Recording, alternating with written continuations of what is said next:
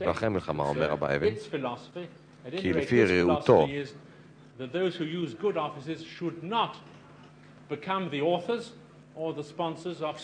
כי אלה שמציעים את שירותיהם הטובים אינם צריכים להיות בעלי השררה המציעים הצעות ומנהלים את המגעים,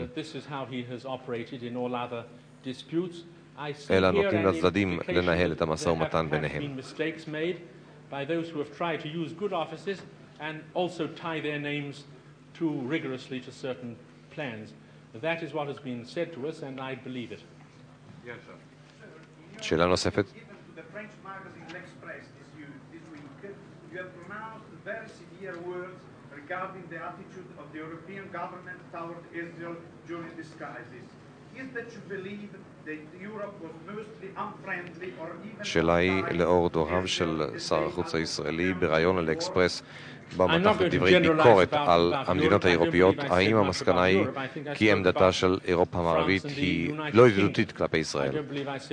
מר אבן מדגיש במיוחד את ביקורתו כלפי בריטניה ולא לגבי מדינות אירופיות אחרות, ואינו רוצה להכליל בריטניה משום מדיניות האמברגו, גם של בריטניה וגם של צרפת.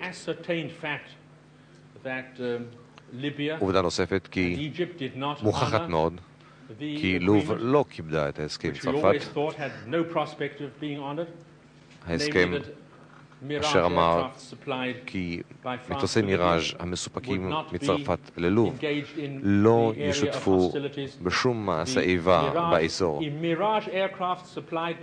אך עובדה היא כי מטוסי מיראז' שסופקו על ידי צרפת ללוב השתתפו במהלך הקרבות בזירת מצרים.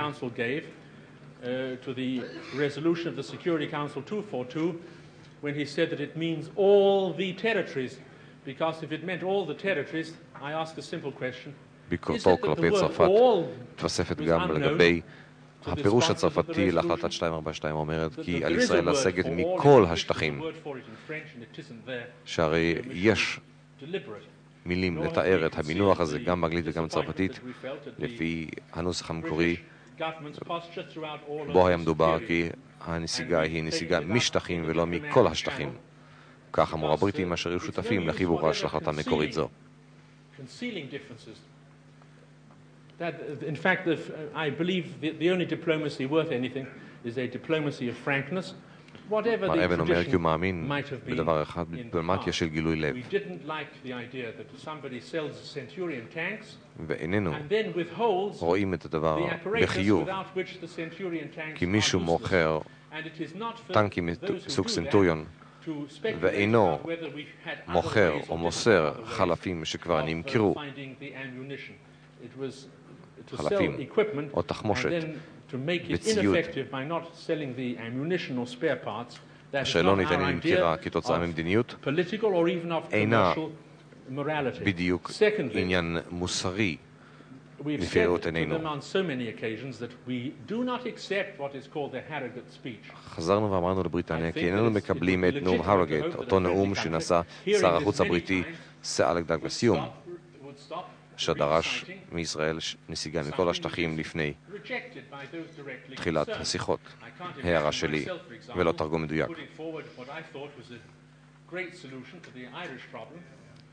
And if they said that it was against their interests and didn't want it, I can't imagine I would repeat it on 25 or 30 occasions. Thirdly, we did not appreciate, this is understatement, what was said by the British representative in the Security Council. מוסיף שר החוץ ואומר כי ישראל ראתה בשלילה את מה שאמר הנציג הבריטי באום, מועצת הביטחון. That the United States and the Soviet Union noticed this lordly equidistance between the United States and the Soviet Union, notice the absence of any Western Atlantic solidarity, that both of them would now refrain from sending arms to Israel. האיזון בין ארצות הברית ובין ברית המועצות, אמר הנציג הבריטי, פנה אליהם כי יימנעו ממכירת נשק לאזור. כאילו אומר, כאילו מצטער על שארצות הברית מוכרת נשק לישראל, ואיננו מבין את דבריו של שר החוץ הבריטי דאגלס, כאילו בריטניה מסורה לקיומה של ישראל. ואיך היא אומרת זאת כאשר היא מונעת מישראל את אמצעי ההגנה שלה, אשר כבר נרכשו ממנה. לכן אמרנו להם בגילוי לב ובבירור, כי יש מתיחות ברורה, יש שפל ביחסים בין ישראל ובריטניה, לאור המדיניות הבריטית הזאת.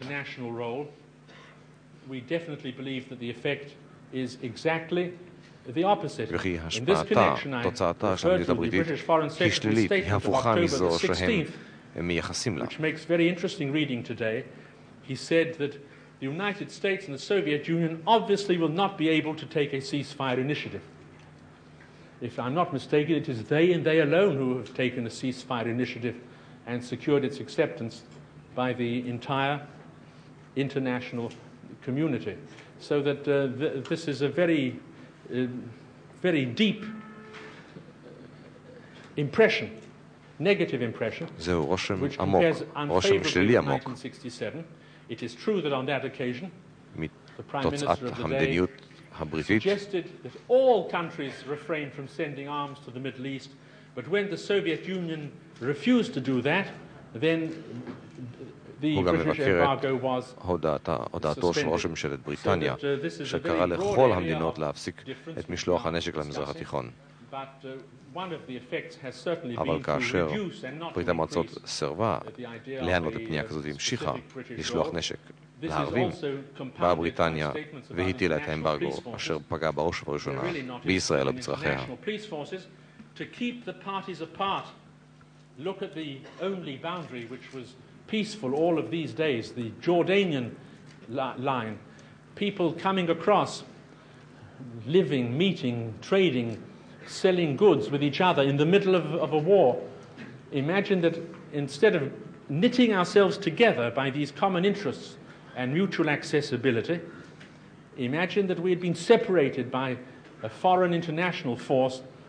שר החוץ שולל גם את כינונו של כוח בינלאומי שיבדיל בין ישראל לערב. הוא ממחיש את הדבר בציורית הדוגמה של המגעים בין ישראל לבין תושבי השטחים, בין תושבי השטחים לבין ירדן ממזרח לנהר. להפך, הצורך העליון הוא מגעים ולא הפרדה.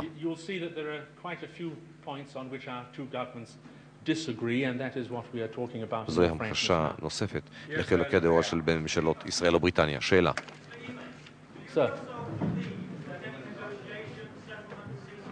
האם אתה מאמין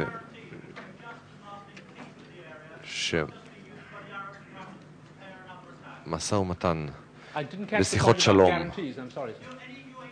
וערבות האום ושאר הדברים, האם הם לא יכשירו את הקרקע למתקפה ערבית נוספת בעתיד? תשובה, איננו מחפשים, איננו רוצים בערבות האום, כיוון שבעצם לא קיימות ערבויות מצד האום. האום הוא טריבונל, הוא במה, הוא מרכז שבהן המדינות מגדירות את מדיניותן. זה מקום מפגש. חשיבותו עמו, אך איננו מכשיר למתן ערבויות ולהענקת ביטחון. זהו הניסיון של 25 השנים האחרונות שלנו. Our obsessive concern with the Israeli-Arab dispute, let the test case be the Indian-Pakistan war. מדוע לבחון את הדברים כאן באזור? אבל נבחון את הדברים לאור ההתנגשות ההודי-פקיסטנית. לפני שנה, שתי מדינות, חברות האום, בריתות עם המעצמות הגדולות, אך כאשר למדינות לא היו גבולות בטוחים ולא קיימו מאזן חימוש הולם, בה הסכסוך ופרץ. מבלי להיכנס לפרטים במה שקדם לסכסוך שם, הרי שהדוגמה ההיסטורית היא כי מי שנשען על ערבויות מבלי שיהיו בה היסודות הברורים: אחד, מאזן כוח אשר ירתיע תוקפנות, ושנית, topographical and a frontier territorial situation מצב טופוגרפי, טריטוריאלי, not to fail in the first momentum of an enemy of an המאפשר enemy attack. להימנע מכישלון אם וכאשר האויב תוקף. יש לזכור ולהזכיר כי במלחמה זו וב-67 לא הצליחה מועצת הביטחון להיפגש ולהיוועד מיד ולא יכלה להגיע אפילו לסיכום מהיר, לא מהרה להיפגש. הנציג הסובייטי אפילו תמה מדוע החופזה, מדוע המהירות בכינוס המועצה. הפעם נועדה המועצה לשלוש פעמים, תחילה לדיון כללי. לאחר מכן הביאו מדינות ערב אפיזודות של סכסוך מבלי שיציעו הצעות לסיומו. למדנו שוב כי האום הוא מפגש אך איננו מקום לערבות ביטחון. שאלה.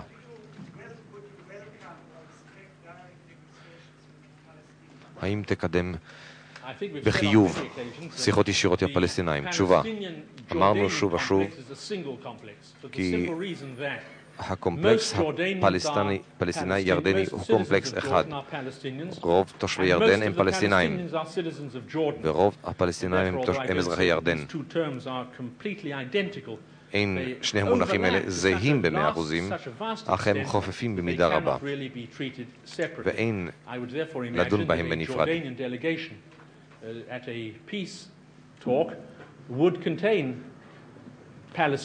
לא אתפלא אם המשלחת הירדנית בשיחות שלום עתידות תכלול פלסטינאים, ירדנאים ממוצא פלסטינאי, כפי שממשלת ירדן כיום כוללת מספר ניכר של פלסטינאים. שאלה נוספת?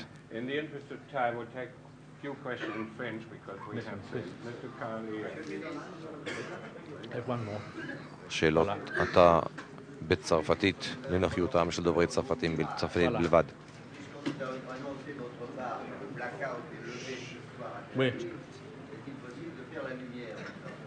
אולפן, תעצרו בנקודה הזאת עד להודעה חדשה.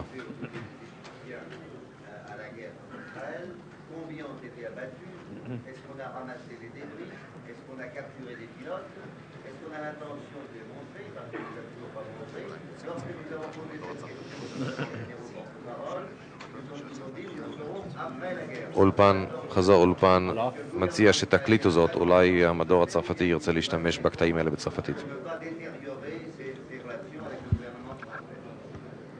Je ne sais pas quel sera le but, n'est-ce pas, de l'examen auquel vous faites allusion, mais nous sommes convaincus que les mirages livrés à la Libye par la France ont été employés dans les combats.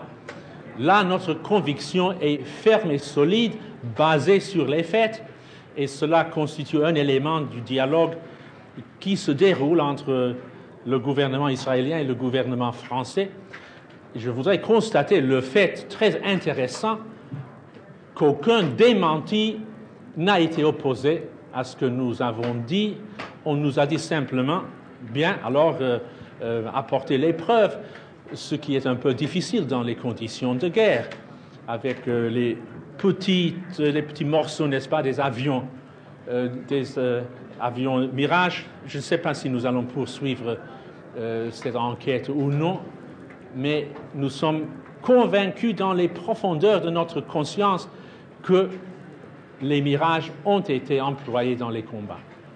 Monsieur le ministre, paradoxalement, est-ce que vous pensez que la guerre qui devrait se terminer en ce moment a amélioré les conditions de la négociation et a favorisé peut-être cette négociation?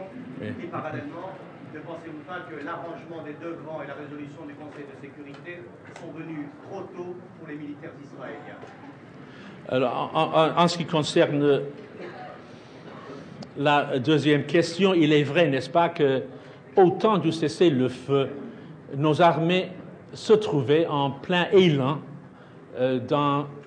sur tous les fronts, c'est-à-dire que sans doute le cessez-le-feu a eu l'effet, la conséquence peut-être de protéger les armées arabes d'un débâcle, mais cela existe dans tous les cessez-le-feu. Les militaires, n'est-ce pas, commencent à songer aux conséquences possibles, mais nous avons décidé d'accepter cette renonciation en faveur de la possibilité d'avoir un cessez-le-feu dans une situation généralement favorable et surtout dans un cadre de principes politiques qui nous semble positif et intéressant.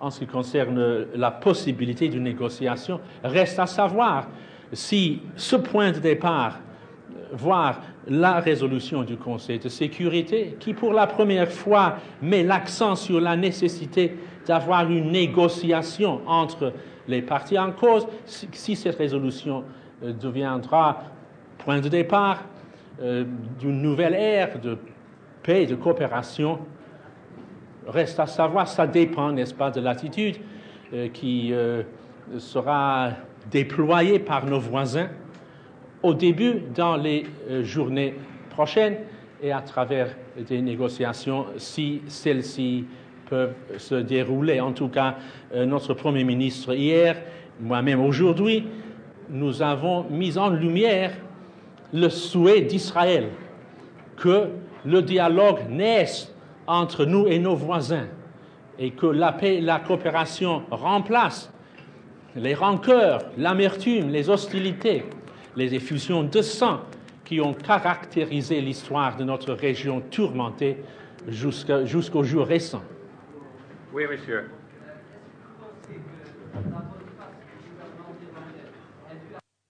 استخفزوا خامل سميت أرقم